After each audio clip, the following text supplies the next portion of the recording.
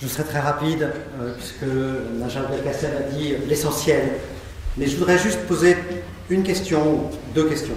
Pourquoi nous retrouver ce soir pour parler des libertés publiques? Et pourquoi le faire à l'invitation d'une association, Raison de Plus, qui a vocation à intervenir dans le débat public et à en enrichir les termes, comme vient de dire Najat Vallaud-Belkacem,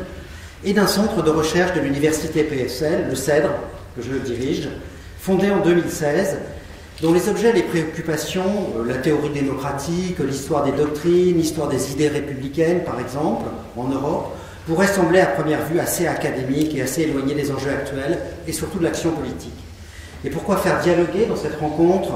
des intervenants aussi compétents mais également aussi divers que des avocats, des journalistes, des responsables politiques, des chercheurs venus de France et de pays voisins?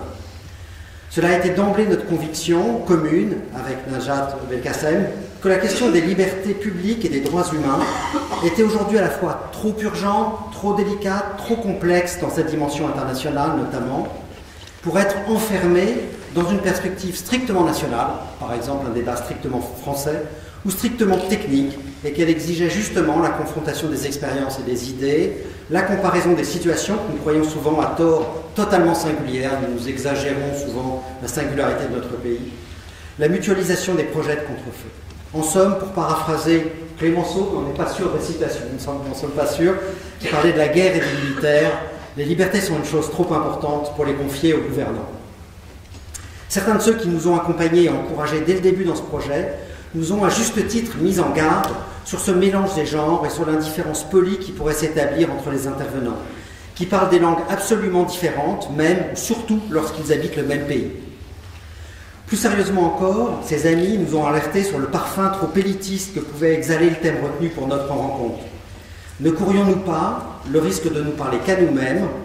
dans un cercle vertueux mais parfaitement fermé, fait de valeurs partagées, de connivence implicite, de références communes, les Lumières, les déclarations des droits de l'homme, les lois sur la presse, etc., qui n'ont pas besoin d'être évoquées pour fonctionner comme un signe de reconnaissance entre soi. Les événements des derniers mois, en France, les manifestations des Gilets jaunes, les manifestations autour de la réforme des retraites, comme en Italie, en Suisse ou en Espagne, ont fait justice de ces craintes ou de ces préventions. Ils ont montré que ces libertés, que certains n'hésitent plus à qualifier et à disqualifier comme pur produit du droit de l'homisme, une expression relativement récente et qui en dit long, ces disqualifiés comme pur produit du droit de l'homisme concernent en fait chaque citoyen dans les circonstances les plus ordinaires et les plus essentielles de sa participation à la République. Najat les a évoqués, mais je voudrais les rappeler. Exercer son droit de faire grève ou de manifester sans avoir la peur au ventre, porter secours à des migrants en détresse sans craindre d'être poursuivis et comparés aux passeurs,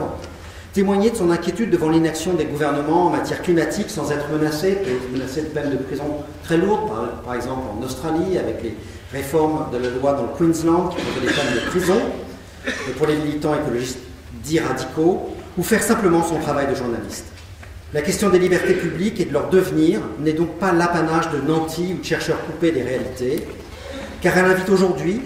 hélas, à nous pencher sur des problèmes à la fois théoriques et concrets, et par exemple à nous demander à partir de quand, de reniement en petite lâcheté, de facilité impatiente, en démantèlement d'édifices des libertés et des droits, une démocratie